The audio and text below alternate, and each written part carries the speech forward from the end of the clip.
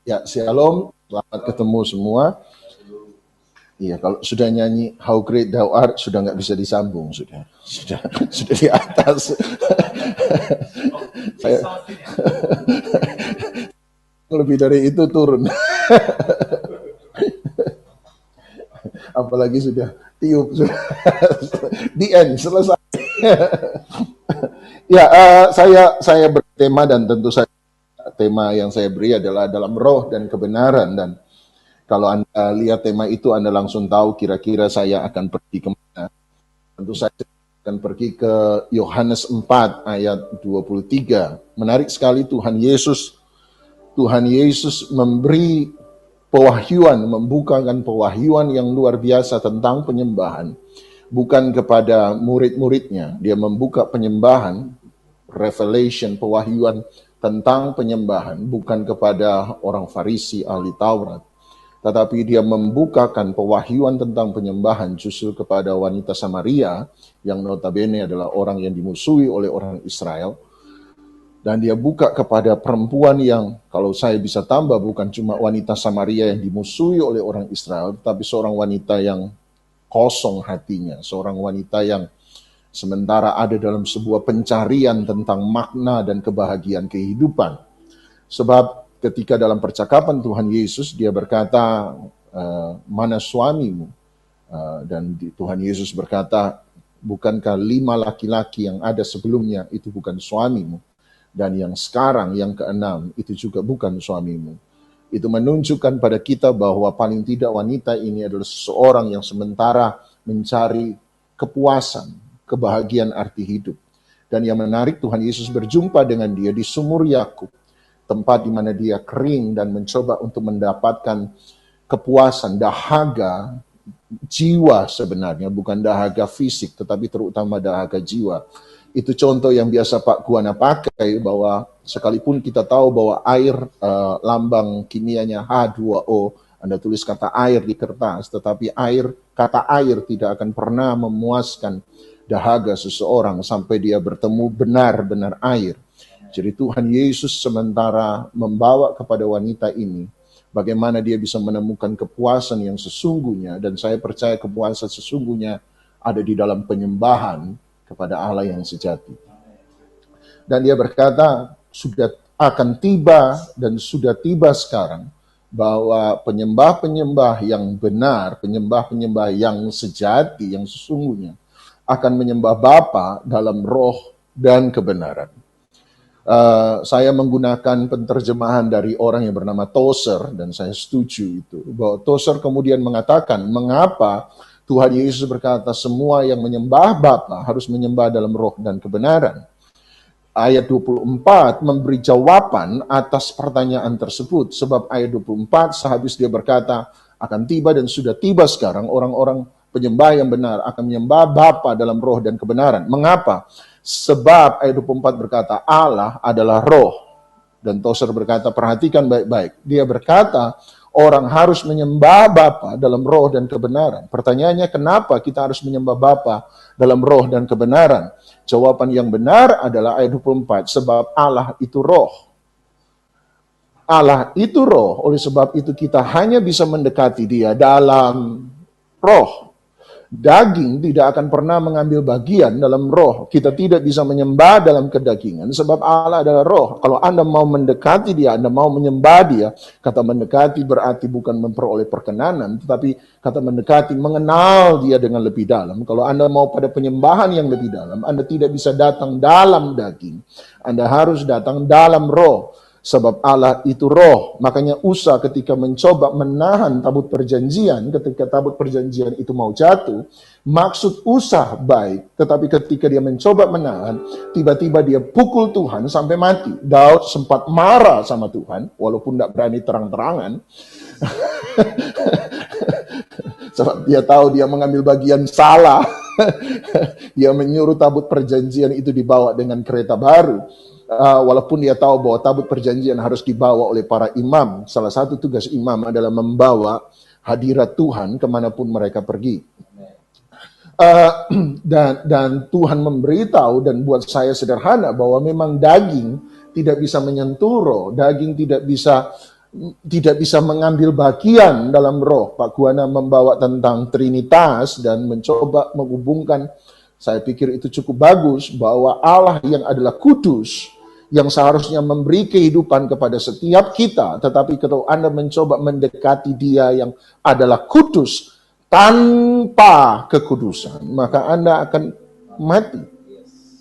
Ya, balik lagi, Allah kudus, oleh sebab itu kita harus ada di dalam kekudusan, menyembah Dia dalam kekudusan. Itu sebabnya imam besar kalau mau masuk ke ruang Maha Kudus, dia harus lebih dahulu memasukkan dupa ukupan, kemudian digoyang-goyang sehingga seluruh asap memenuhi ruang Maha Kudus, baru dia bisa masuk. Kenapa? Sebab dia ditutupi oleh dupa ukupan, asap dari dupa ukupan. Imam besar harus ada baju imam besar, dia harus ada dalam kekudusan, dan resiko mati tetap ada. Makanya selalu Anda tahu ceritanya, kaki imam besar itu dikasih kelintingan, sebab kalau sudah bunyi kelintingan, kalau sudah tidak berbunyi kelintingannya, kemungkinan besar ditarik dari luar.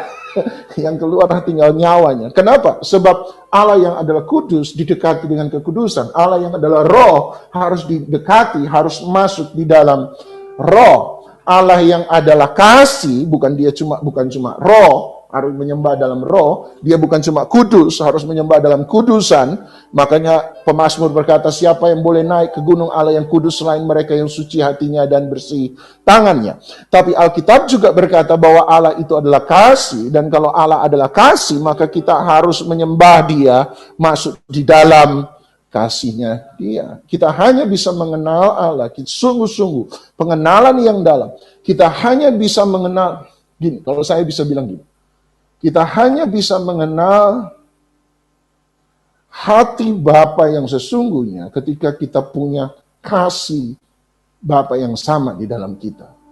Tanpa kita punya kasih Bapa di dalam kita, kita tidak akan pernah bisa mengenal hati Bapa yang sesungguhnya. Penyembahan yang dalam, pengenalan yang dalam dengan Tuhan hanya bisa ditemui ketika kita ada pada posisi yang sama, kita ada pada sifat yang sama dengan Dia. Dia kasih, kita harus kasih. Dia kudus, kita harus kudus. Dia roh, kita harus menyembah dalam roh. Pertanyaannya adalah, kenapa Allah roh saya harus ada dalam roh, Allah kasih saya harus ada dalam kasih? Kenapa Dia menyuruh itu? 2 Samuel pasal 22, Daud kalau saya tidak salah menyatakan sesuatu yang menarik buat saya. 2 Samuel pasal 22 ayat 21, Daud berkata begini. 2 Samuel 22, semoga saya benar, Daud. 2 Samuel 22 ayat 21, Daud menyatakan satu prinsip yang menarik. Bagi Anda yang terbiasa dengan kami berdua, harusnya Anda belajar tahu satu hal, bahwa kami selalu bergerak dalam sebuah prinsip, mencoba menarik firman Tuhan dan membuat itu membuat Anda melihat itu dalam sebuah prinsip. Daud memberi satu prinsip yang menarik. 2 Samuel 22 ayat 21, dia berkata, Tuhan memperlakukan aku sesuai dengan kebenaranku. Dia membalas kepadaku sesuai dengan kesucian tanganku. Menarik sekali, Daud memberi satu prinsip. Dia berkata, mengapa Tuhan menolong aku selama ini? Kenapa Tuhan peduli dengan aku selama ini? Sebab Tuhan memperlakukan kepada seseorang sesuai dengan kebenarannya. Kalau aku benar, maka Tuhan akan memperlakukan aku dengan benar. Kalau aku kudus, maka Tuhan akan memperlakukan aku dengan kudus. Pertanyaannya, apakah itu sebenarnya yang Tuhan Yesus mau sampaikan di Yohanes 4? Tapi sebelum itu, mari kita baca terus. 2 Samuel 22 ayat 22. Sebab aku tetap mengikuti jalan Tuhan dan tidak menjauhkan diri dari Allahku sebagai orang fasik. Ayat 23. Sebab segala hukumnya aku perhatikan dan dari ketetapannya aku tidak menyimpang. Aku berlaku tidak bercela kepadanya dan menjaga diri terhadap kesalahan. Karena itu Tuhan membalas kepadaku sesuai dengan apa? Kebenaranku. Takkan habis kasihmu bagi. Sesuai dengan kesucianku di depan matanya. Terhadap orang yang apa? Setia, engkau berlaku apa? Setia. Terhadap orang yang tidak bercela, engkau berlaku apa? Tidak bercela. Terhadap orang yang suci, engkau berlaku suci. Tetapi terhadap orang yang bengkok, engkau berlaku belat-belit. Anda lihat, Daud berkata, ini yang aku pelajari dalam hidupku. Aku harus benar, sebab kalau aku benar, maka Tuhan akan memperlakukan aku dengan benar. Sebab Tuhan prinsipnya memperlakukan seseorang, membalas kepada seseorang sesuai dengan kebenaran. Kalau aku kudus, maka Tuhan akan memperlakukan aku kudus. Kalau aku suci, maka Tuhan akan memperlakukan aku suci. Kalau aku lurus, maka Tuhan akan berlaku lurus. Tapi kalau aku bengkok, maka Tuhan pun akan berlaku, belat-belit, bengkok kepadaku. Sebab Tuhan memperlakukan seseorang sesuai dengan kebenarannya. Jangan-jangan inikah yang dia maksudkan ketika Tuhan Yesus berkata, oke, sebab Allah itu kudus, kamu harus kudus, sebab kalau kamu tidak kudus, Tuhan akan membalas, dan sebagainya. Tetapi coba Anda lihat ke 2 Timotius pasal 2, 2 Timotius pasal yang kedua. Paulus memberi satu tambahan buat saya untuk menjelaskan lebih jauh apa sesungguhnya arti, terutama yang dikatakan oleh Daud. 2 Timotius 2 ayat yang ke-11, Paulus kemudian berkata begini kepada kita. Paulus membuka 2 Timotius 2 ayat 11 dengan kalimat, benarlah firman ini, perkataan ini. Benarlah firman perkataan ini. Dia berkata, jika kita mati dengan dia, maka kita pun akan hidup dengan dia. Adil? Bahasa Ibraninya cengli. Kalau kita mati bersama dengan Kristus, maka kita akan dibangkitkan bersama-sama dengan Kristus. Setuju? Hadir. Sebab Tuhan memperlakukan kepada kita sesuai dengan kebenaran. Setuju? Kalau kita mati bersama-sama dengan Dia, maka Dia akan membangkitkan kita bersama-sama dengan Kristus. Setuju? Terus ayat 12 dia berkata, jika kita bertekun, maka kita pun akan ikut memerintah dengan dia. Setuju sampai sini? Setuju? Kalau kita mati bersama dengan dia, maka kita akan dibangkitkan bersama dengan Kristus. Adil? Adil. Kalau kita bertekun, maka bertekun, beriman, sampai setia kepada Yesus, maka kita akan memerintah bersama-sama dengan dia. Adil sampai sini? Setuju? Sebab Tuhan memperlakukan seseorang sesuai dengan kebenaran. Kemudian dia lanjut. Jika kita menyangkal dia, maka dia pun akan menyangkal kita. Setuju?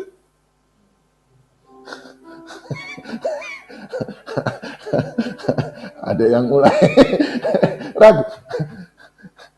Dia jelas-jelas berkata, jika kita, tunggu dulu. Kalimat positif. Kalau kita mati bersama dengan dia, maka kita akan bangkit bersama dengan dia. Kalau kita bertekun, maka kita akan memerintah bersama-sama dengan dia. Setuju, positif. Sekarang kalimat negatif. Kalau kita menyangkali dia, maka dia pun akan menyangkali kita. Setuju? Setuju. Sebab Tuhan memperlakukan seseorang sesuai dengan kebenaran. Kemudian tiba-tiba Paulus bilang begini, ayat 13, jika kita tidak setia, maka Tuhan pun tidak setia. Salah Alkitab mungkin Anda. Coba periksa lagi. Tunggu, positif. Kalau kita mati bersama-sama dengan dia, maka kita akan hidup bersama-sama dengan dia. Setuju, positif kan? Kalau kita bertekun, maka kita akan memerintah bersama-sama dengan dia. Setuju. Kemudian berkata, sekarang negatif. Kalau kita menyangkali dia, maka dia pun akan menyangkali kita. Dia berkata, kalau kamu malu mengakui anak di hadapan orang, maka anak pun akan malu mengakui engkau di hadapan Bapa. Dia katakan demikian kan? Jadi kalau kamu menyangkali dia, maka dia pun akan menyangkali kamu. Kalimat negatif. Kemudian dia tambah kalimat negatif. Kalau kamu tidak setia,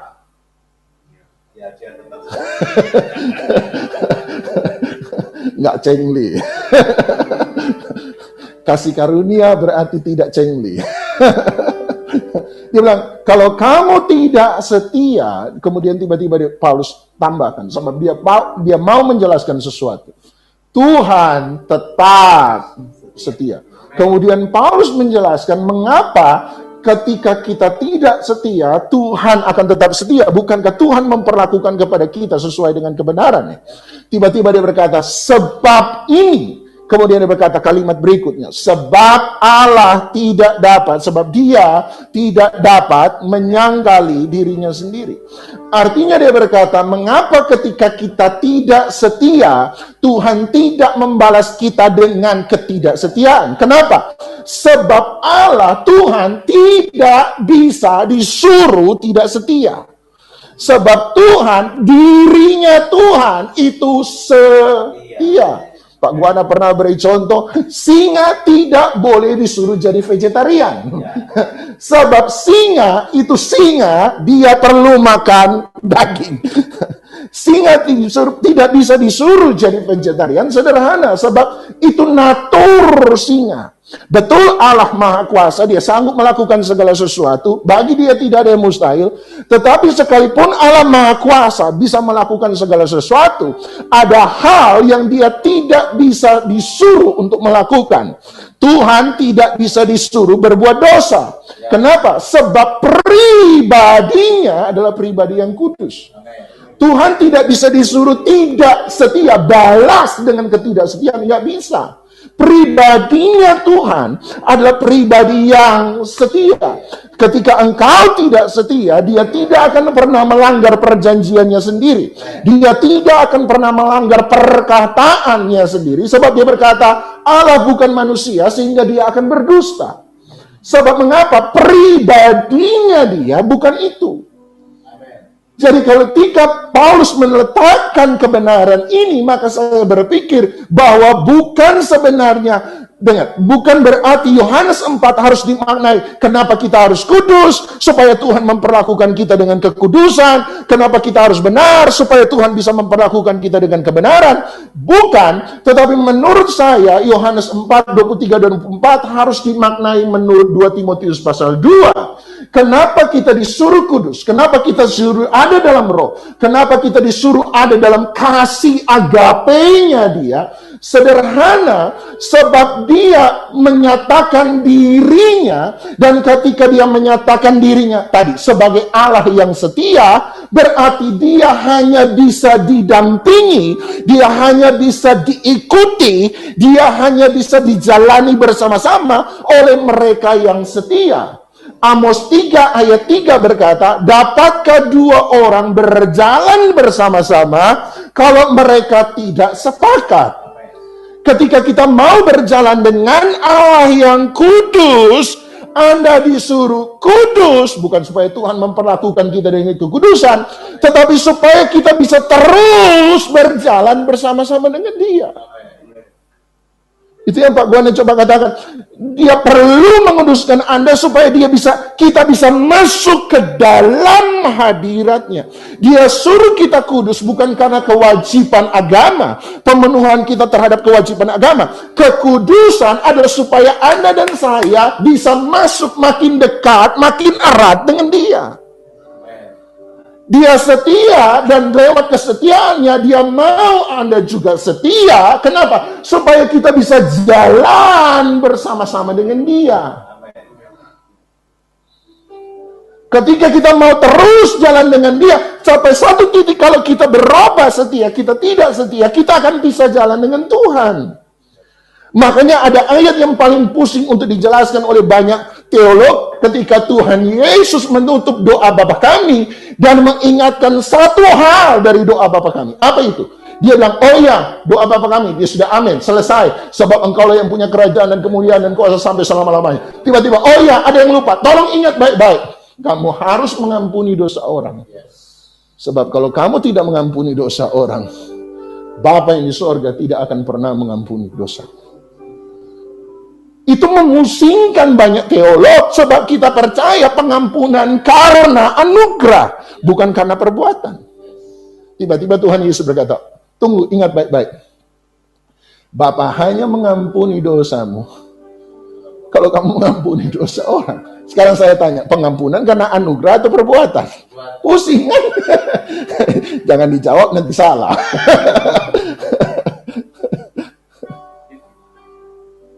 Artinya saya setuju dengan Jack Deere ketika dia berkata, arti dari ayat itu adalah kalau kita mau jalan dengan Dia, kalau Dia mau kita mengampuni, Anda pun harus mengampuni. Sama seperti dia. Sebab ketika Anda berhenti untuk mengampuni, maka Anda dan Tuhan akan berpisah. Ketika terjadi perbedaan prinsipil dalam pernikahan, perpisahan itu akan terjadi. Ketika terjadi perbedaan prinsipil dengan Tuhan, satu titik kita akan berhenti berjalan dan dia akan jalan terus. Dia bilang dia setia. Kenapa? Waktu engkau tidak setia, Tuhan tetap setia. Kenapa? Sebab itulah pribadinya, itulah dirinya. Dia tidak dapat mengingkari dirinya sendiri. Paulus menggambarkan dengan bagus tentang kesetiaan Tuhan, dan dia gambarkan ini kesetiaan Kristus Yesus. Dia taat sampai mati. Kemudian dia tambah, bahkan sampai mati di atas kayu salib. Saya sempat bicara dengan seorang jemaat dan dia mengingatkan saya tentang itu. Tentang peristiwa Taman Getsemani ketika Tuhan Yesus berkata, Bapa kalau mungkin biarkan cawan ini lalu daripadaku. Dan dia berkata, setahu saya kata lalu di sana menggunakan kata para erkomai. Dalam bahasa Yunani, mohon maaf sabar dengan saya. Saya cuma mau tunjuk sedikit bahwa saya juga ngerti sedikit. Soalnya kojun bahasa Ibrani dari tadi. Kata para erkomai di sana. Kemudian dia berkata, ternyata, dan saya setuju, saya pernah tahu, saya pernah baca, bahwa memang ada perbedaan pendapat oleh beberapa penterjemah Alkitab tentang kata para erkomai. Biarkan cawan ini lalu daripadaku. Kata lalu di sana seringkali menunjukkan seakan-akan Tuhan Yesus takut dengan penderitaan. Tuhan Yesus takut dengan salib. Tuhan Yesus takut dengan aniaya yang dia akan dapatkan. Sehingga dia berkata, kalau mungkin biarkan cawan ini berlalu daripadaku, para erkomai. Tapi kata para erkomai dalam bahasa Yunani bukan cuma punya satu arti. Kata para erkomai dalam bahasa Yunani sebenarnya punya dua arti. Para berarti di samping, erkomai berarti mendatangi. Sehingga kata para erkomai bisa berarti begini. Seseorang misalnya saya ketemu dengan Lukas di jalan. Waktu kami papasan saling melewati. Ketika kami saling melewati, Lukas lewat di samping saya. Namanya para erkomai. Lukas berlalu dari saya. Lukas pergi dari saya. Dia datang mendatangi, dia melewati saya. Para erkomai. Itulah arti terbesar dari para erkomai dalam Alkitab, sehingga diterjemahkan, biarkan cawan ini berlalu daripadaku, melewati aku dari samping. Tetapi para erkomai punya arti kedua dalam Alkitab bahkan. Ternyata kata para erkomai bukan hanya diberartikan berlalu melewati, kata para erkomai berarti mendatangi dan berdiri di samping. Artinya kata, datanglah kepadaku. Nah, ketika kemudian kata ini dalam terjemahan Aramik, kemudian digunakan kata avar yang berarti seperti sungai yang meluap mendatangi seseorang. Sehingga beberapa penterjemah Alkitab berkata, kemungkinan besar kata biarkan cawan ini para erkomai bukan berlalu, tetapi kemungkinan besar Tuhan Yesus berkata, biarkan cawan ini para erkomai, datanglah kepadaku. Pestrumi, melewati aku. Mengapa? Sebab sesungguhnya ini bukanlah kehendakku, melainkan sesungguhnya inilah kemauanmu. Berarti Tuhan Yesus tidak sementara minta cawan penderitaan berlalu, tetapi ada penterjemah kedua berarti kata cawan ini dia berkata, datanglah padaku Bapa, jangan berikan ini pada orang lain. Jangan biarkan ini pergi daripadaku. Let this be mine. Biarlah ini jadi milikku. Sebab sesungguhnya ini bukan dari kehendakku. Ini dari kehendakmu ya Bapa. Dan I live just for your will. Aku hidup hanya demi kehendak. Salib hanya ada karena Getsemani. Tetapi Getsemani hanya ada karena sungai Yordan. Sebab di sungai Yordan ketika Yohanes Pembaptis berkata, seharusnya gua yang lu baptis, bukan lu yang gua baptis. Dan Tuhan Yesus berkata apa? Biarlah kita buat kehendak Bapa ini jadi. Beranikah Anda masuk pada kesetiaan yang sama? Paulus mulai dengan Filipi 2 kan? Ketika dia bicara soal kesetiaan, ketaatan Kristus, dia berkata, let the mind of Christ, pikiran dan perasaan yang sama ada dalam Yesus, ada juga dalam kamu. Ketika kita tahu this is God's will, ini kehendaknya Tuhan, ini maunya Tuhan, berkata, para erkomai, datanglah kepadaku. Because that's not my will. Itu bukan kehendakku. Itu adalah kehendakmu. Mungkin cita-cita Daud awalnya waktu dia masih kecil bukan jadi raja. Cita-cita Daud dari awal kecil hanyalah supaya jadi pengusaha, pemelihara kambing domba yang banyak. Tapi ketika Tuhan tunjuk dia jadi raja, saya percaya Daud berkata satu sisi, this is not my will, it's your will. Makanya ketika dia jadi raja, jadilah raja dengan hati seorang hamba. Sebab kita tahu ini bukan kehendak kita. Makanya ketika anaknya berontak, Daud dengan mudah berkata, mungkin memang sudah punyanya dia, bukan punyaku.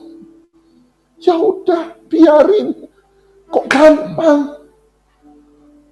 Absalom bunuh A, bunuh B, bunuh C, bunuh D, lawan papanya sendiri. Hanya demi sebuah tahta. Daud dengan mudah berkata, ya, because this is not my will. Aku cuma menjalani the will of God. Seandainya kita punya pikiran yang sama seperti Yesus hari ini, kita akan jalan dengan dia. Kemanapun dia bawa, kita akan ikut. Sebab Tuhan setia. Takkan habis kasih-Mu bagiku, mengalir di sepanjang hidupku, tak berubah setiamu padaku. Selamanya Kau ku sembah, takkan habis kasih-Mu. Haleluya, mengalir di sepanjang hidupku, tak berubah.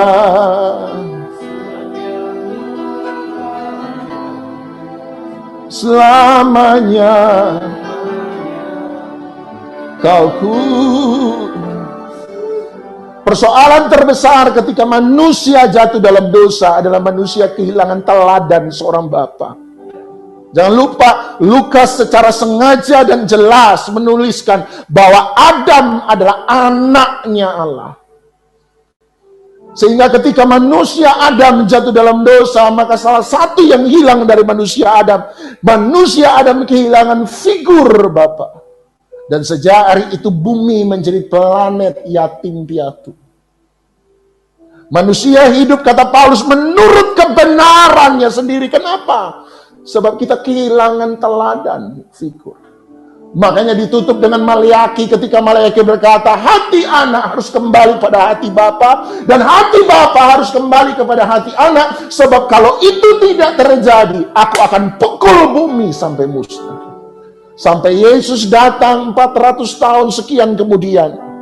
Waktu dia dibaptis, tiba-tiba dia berkata, Allah berkata, inilah anakku yang kukasihi, kepadanya lah aku berkenan. Dan saya percaya hari itu hati Bapa kembali kepada hati anak, dan hati anak kembali kepada hati Bapa. Sehingga Tuhan datang bukan pukul bumi sampai musnah, Tuhan datang untuk menyelamatkan semua manusia. Itu yang saya percaya. Karena manusia kehilangan arti teladan, makanya kita bicara tentang jadi sama seperti Yesus. Kenapa? Supaya kita bisa jalan sekali lagi sama dengan Dia.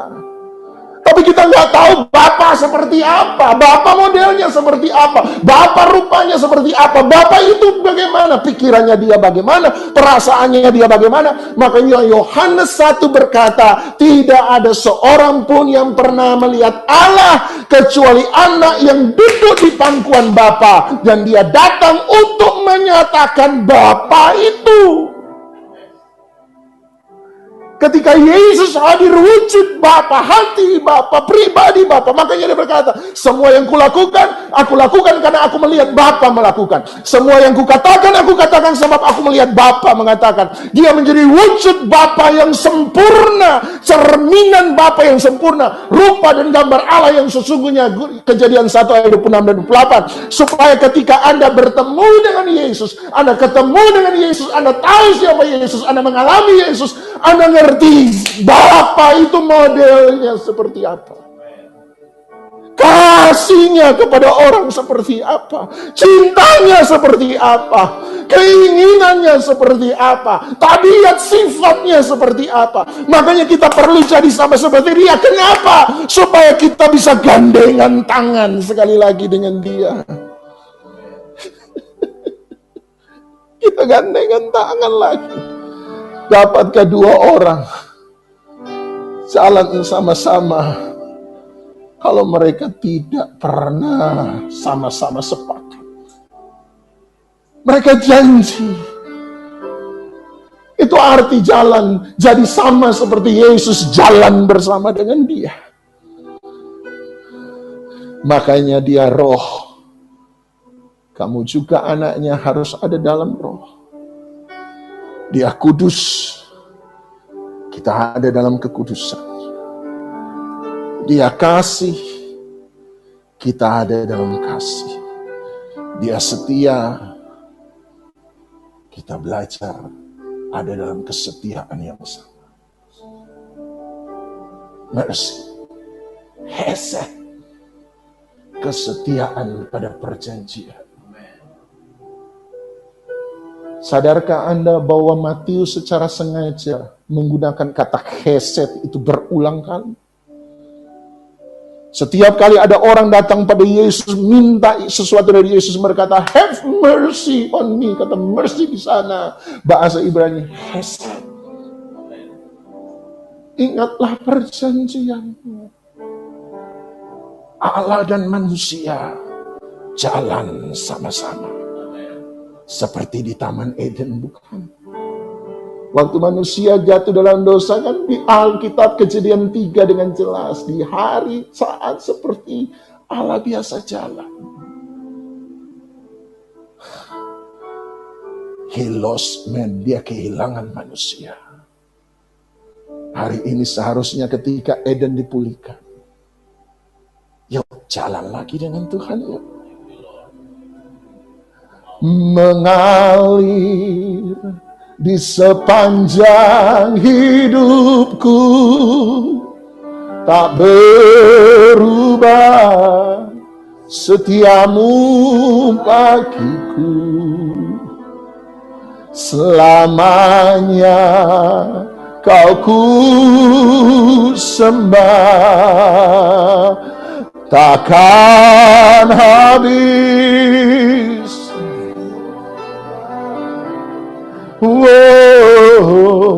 Mengalir di sepanjang hidupku, tak berubah setiamu bagiku.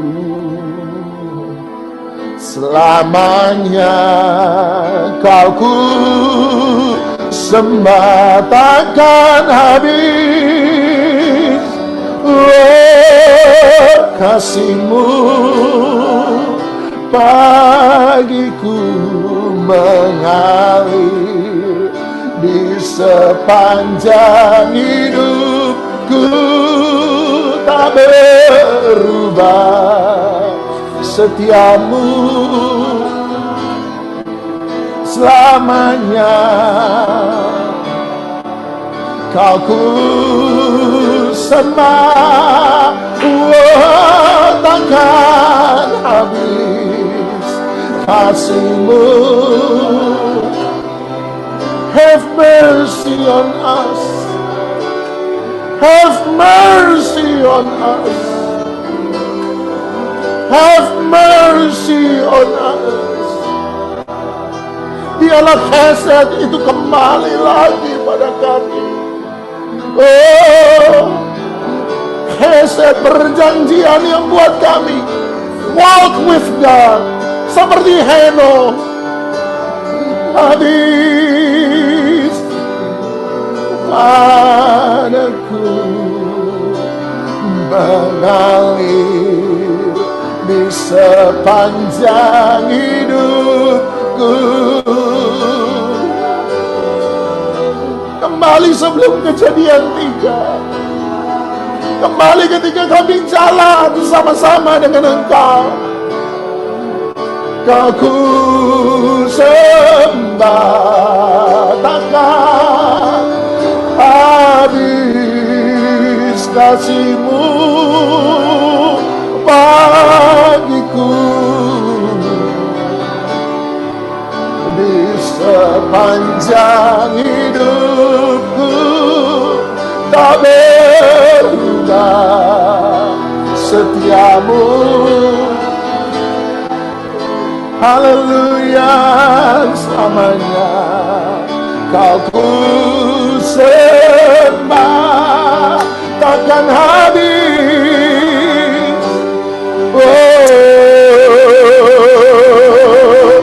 Bagiku mengalir di sepanjang hidupku, tak berubah. Setia-Mu padaku selamanya, Kau ku sembah. Kejadian 1 bicara soal kerajaan, Kejadian 2 bicara tentang mandat keimaman, tapi Kejadian 3 bicara tentang hubungan personal dengan Tuhan. Di hari sejuk, sepoi-sepoi, suara angin, Tuhan berjalan. Manusia bukan hanya kehilangan kerajaan, manusia bukan kehilangan fungsinya sebagai keimaman, identitasnya sebagai imam Allah muka bumi, tapi manusia kehilangan momen dia berjalan dengan Tuhan. Ketika kehendak Tuhan menjadi berbeda dengan kehendak manusia, ketika pikiran Tuhan menjadi berbeda dengan pikiran manusia, tepatnya pikiran manusia menjadi berbeda dengan pikiran Tuhan. Ketika manusia berhenti untuk setia, tapi hari itu saya tahu satu hal, Tuhan tetap setia. Itu sebabnya penebusan pertama diserahkan oleh Tuhan kepada manusia. Bukan dibuat manusia pada Tuhan, tapi Tuhan yang menyerahkan persembahan pertama.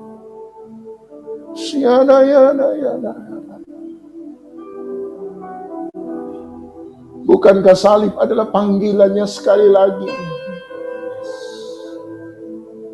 Kata Paulus, bahasa Paulus, diperdamaikan dengan Allah. Kembali lagi kita bisa jalan bareng Dia. Dia kudus, itu sebabnya kita kudus.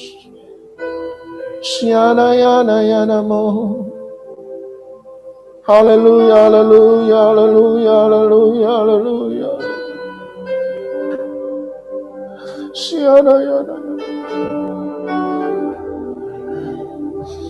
Bapa, hamba berhenti berbicara.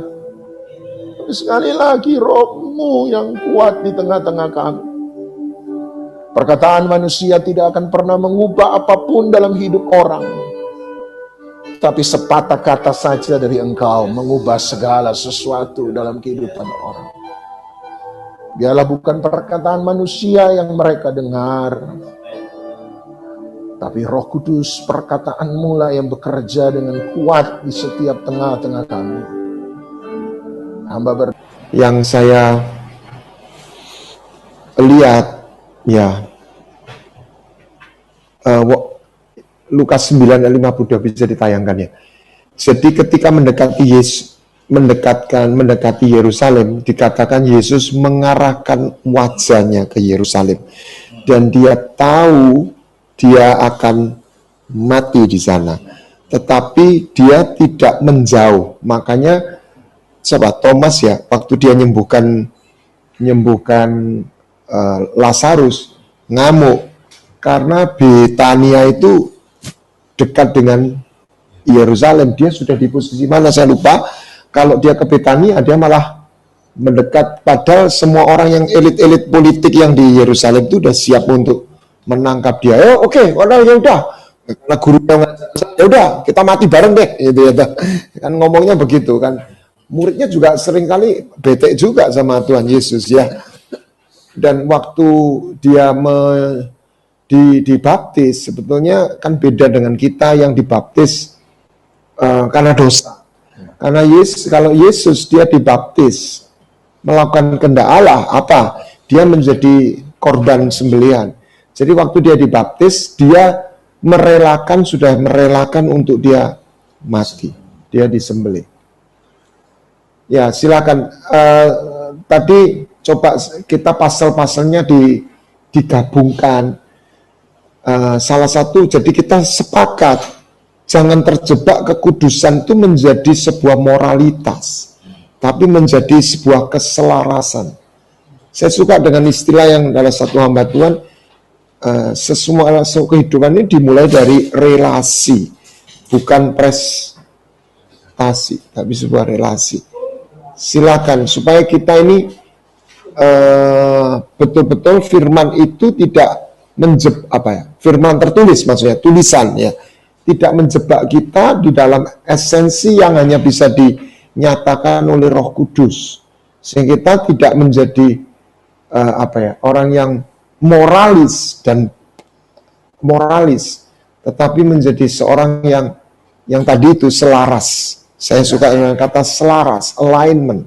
Jadi saya tidak menyesali sekarang jadi hamba Tuhan, tapi background saya orang teknik. Jadi itu semua about frekuensi, gitu.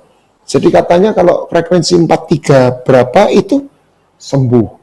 Itu ya, frekuensi itu bisa punya dampak loh.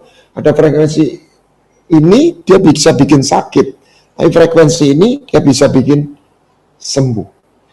Saya percaya love itu kalau diukur dia punya level, tapi dia punya frekuensi yang membawa kesembuhan. Amin. Ya. Silakan kalau ada yang tanya. Iman juga frekuensi. Iman juga frekuensi. Bete juga frekuensi. Sedih juga frekuensi. Semua itu frekuensi. Makanya kalau coba kita yang lalu kita membahas Lord Prayer. Jadi itu dikunci, dan ini mengejutkan saya. Karena kalau kita back to the church history, perjalanan itu kayaknya iblis sukses menyuntikkan di mana orang bisa saling membunuh, aliran sama aliran, denominasi. Padahal sebenarnya 1 Yohanes sudah mengunci, inilah anak Allah dan anak iblis.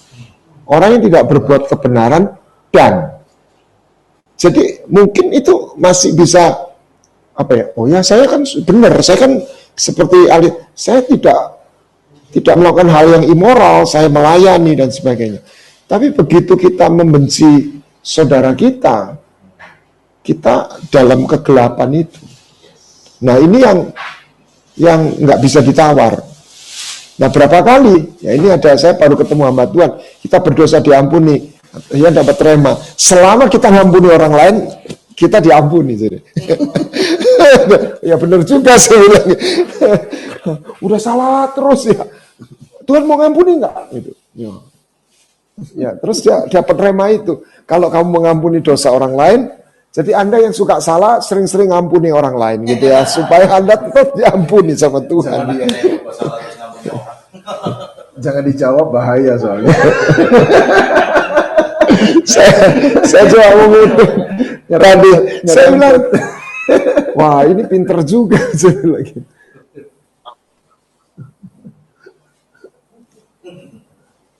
Ada yang tanya?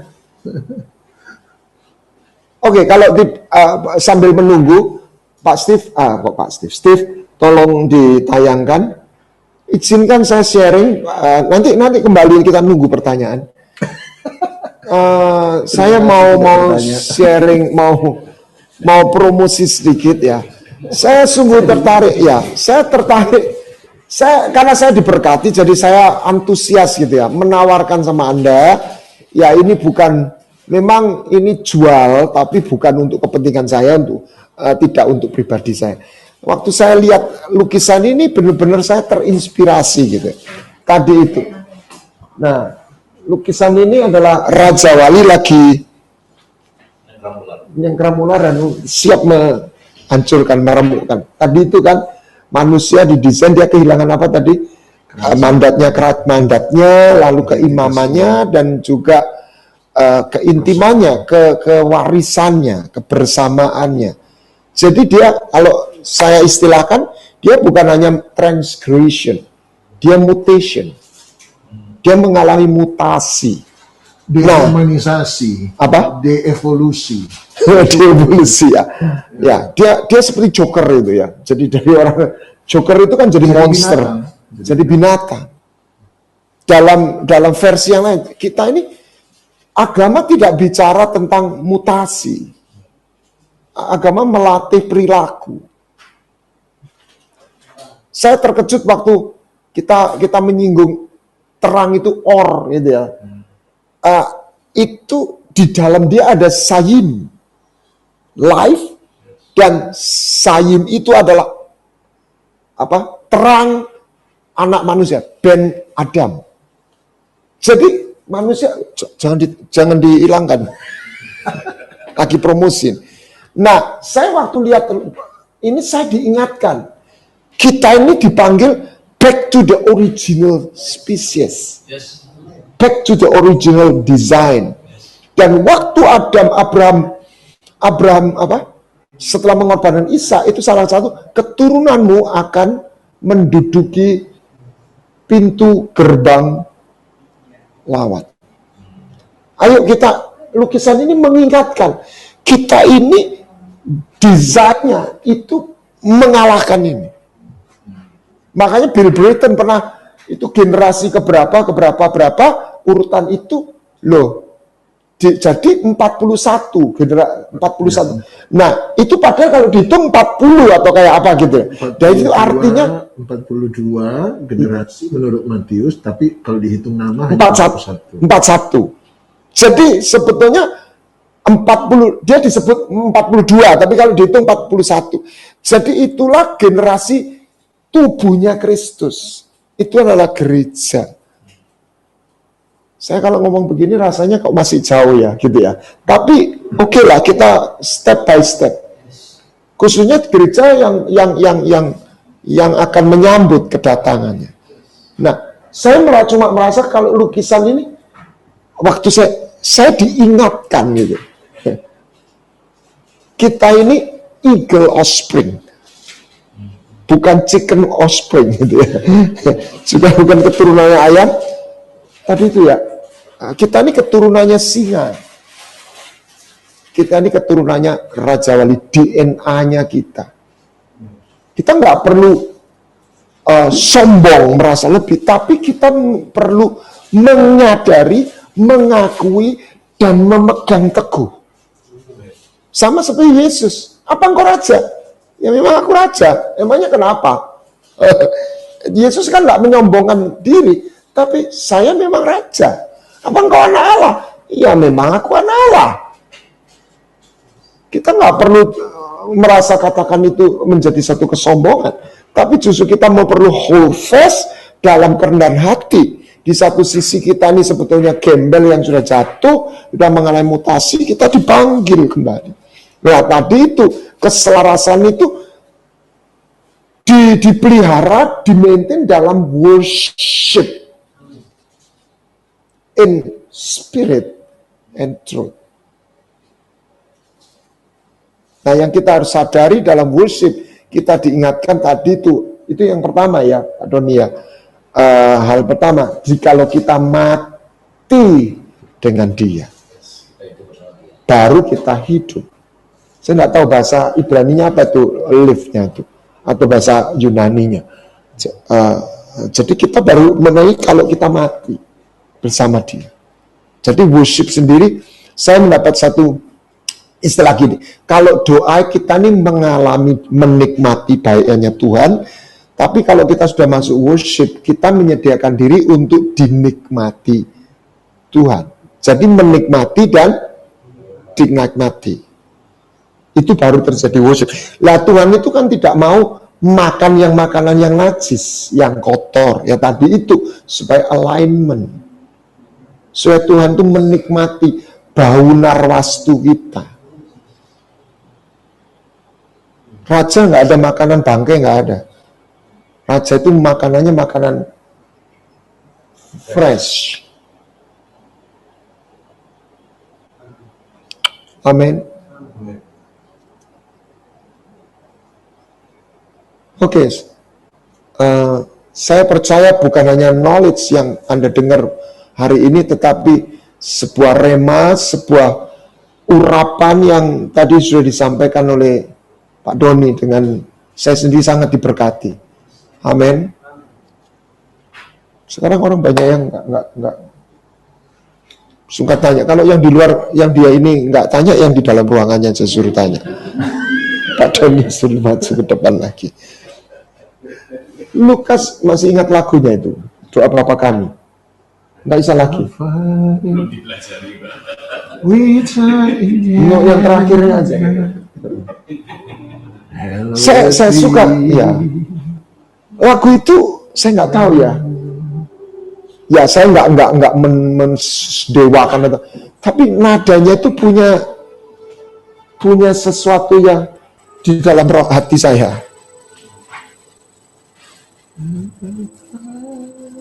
Jadi Bapa Kami dimulai dari sebuah relasi, permohonan, lihat kebaikannya, kebenarannya, terakhir habis dalam penyembahan. For those are the kingdom and the power and the glory forever.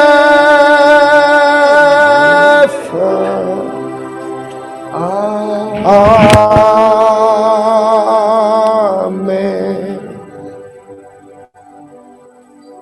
For those are the kingdom and the power and the glory forever.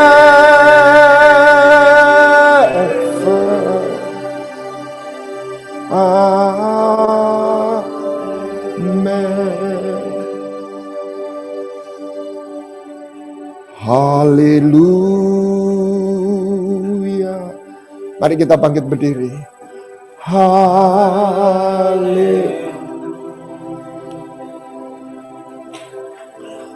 Haleluya.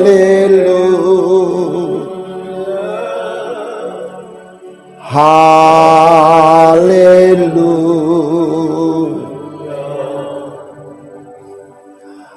Haleluya.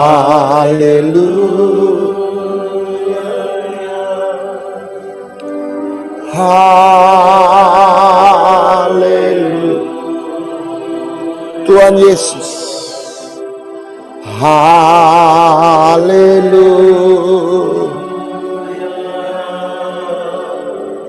Haleluya.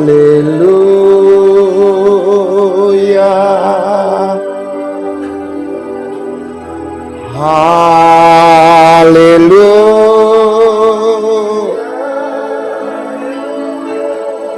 Haleluya. Mari kita sembah Dia. Haleluya.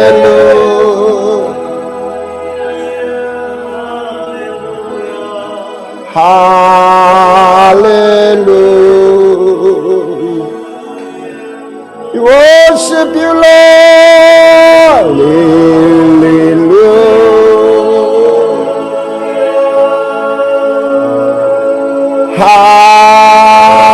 Hallelujah. Amen. Hallelujah.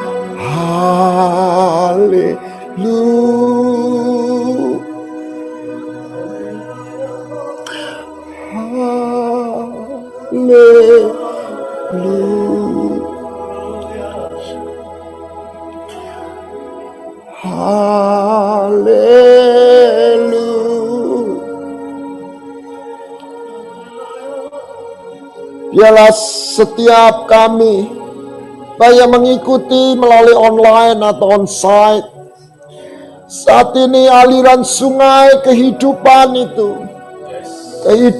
itu mengalir, dan kehidupan itu membawa kesembuhan, pemulihan, kekuatan.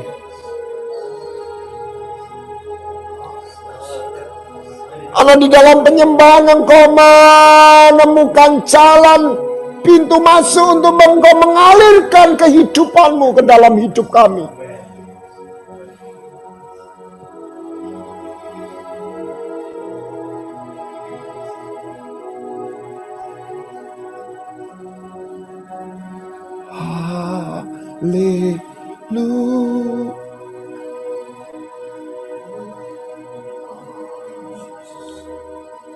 Haleluya.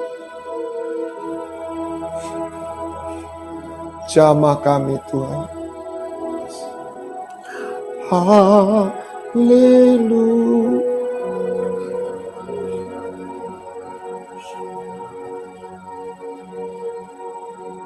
Jamah kami Tuhan.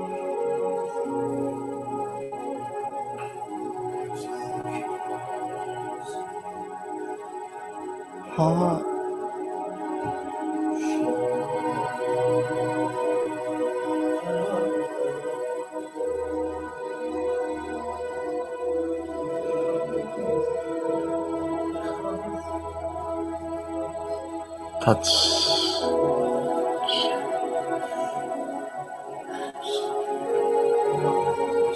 Jesus. Touch. Touch.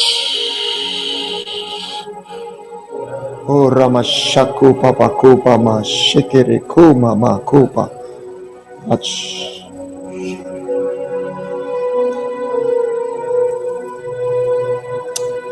Yes.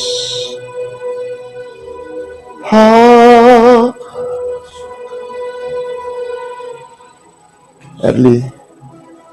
Mereka. Tuhan suka dengan kehausanmu. Pegang. Jaga di belakang. No, di belakang. Oh, Bapak puaskan karena Engkau berkata siapa yang lapar dan haus. That's fire in the name of Jesus. Oh, Romo Sheke Pako Papa. Oh, Kira Puka Papa. Hekereko Baya Sana. Oh, Kapo Mama Seka Pa. Hekereko Ma Sandara Kuma. Hekerela. Ya. Semua tekanan-tekanan di bawah sadar itu lepas. Darah Yesus Masya. Oh Ramasheke Paku Mama. Hekereku Mama ya sana. Hekereku Mama Roh Kudus Engkau bawa apa yang dia mohonkan sampai ke hadirat-Mu. Nah. Oh. Hallelujah. Holy Spirit, come by.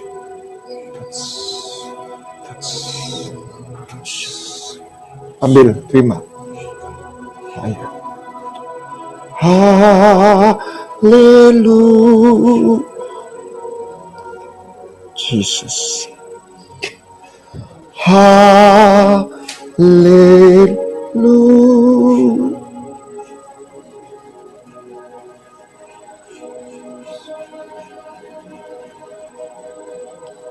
Dia ubahkan kegalauan menjadi ketenangan, merubah kesedihan menjadi damai sejahtera, kekhawatiran menjadi kepastian, padang gurun menjadi mata air. Ketika sungai aliran itu mengalir dalam roh kita, dalam nama Yesus Masya. Haleluya.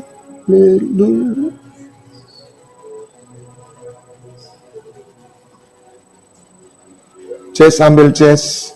Ambil. Ya. Ora Masya, early. Ora Masya, layani dia. Ora Masya, rekoma bako papa. Ekere rekoma. Sembuhkan. Sembuh. Enggak ada yang enggak disembuhkan Tuhan. Dalam sungai-Mu. Semua orang, semua anak-Mu.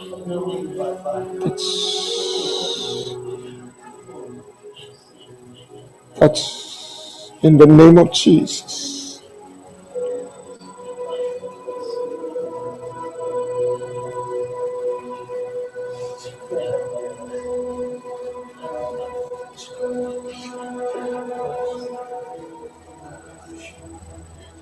Jesus.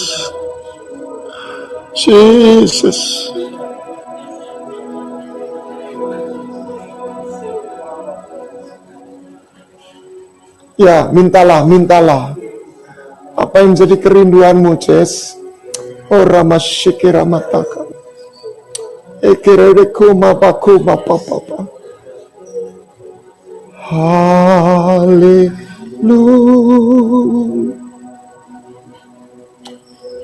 Hallelujah.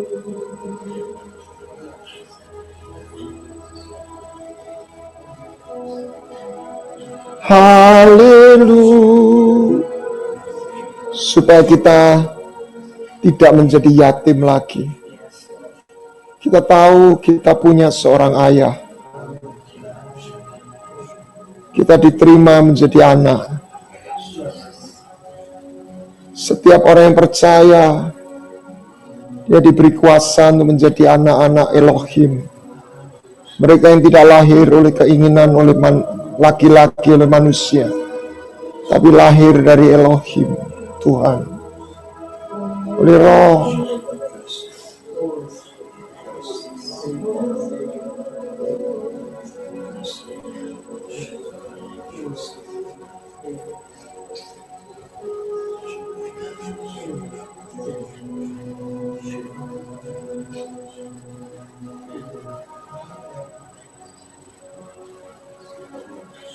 In your presence there is joy, there is peace.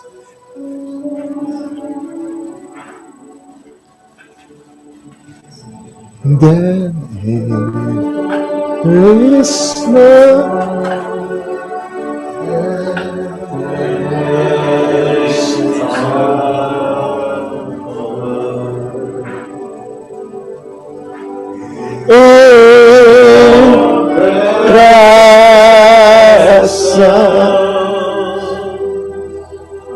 there is peace.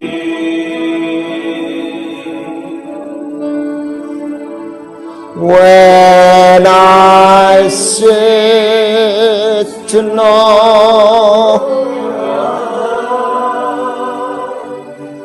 I will find such blessed assurance in your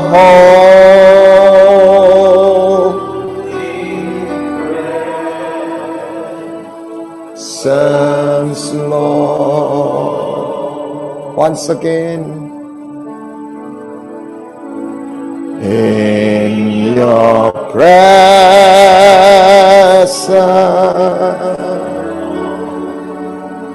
there is comfort. Oh, in your presence,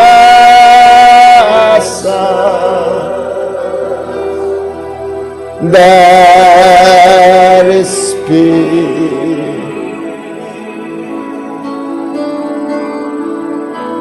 When I sit to know your heart, I will find success, assurance in your holy presence, Lord. Hallelujah.